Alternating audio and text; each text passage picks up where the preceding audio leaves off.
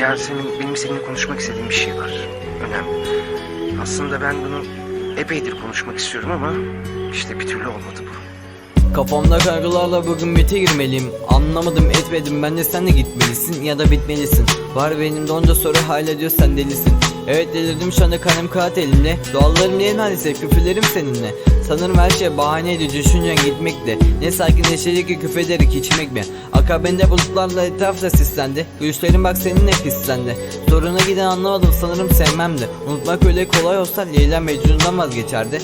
Bu parçada demiyorum, asla gidiyorum bu şehirden. Gülüşlerimi görse donar kurak değiller. Bahsetmiyorum Safinaz'dan veya Temel Reis'ten. Çizgi filmde değil, dönmez burada 50 değirmen.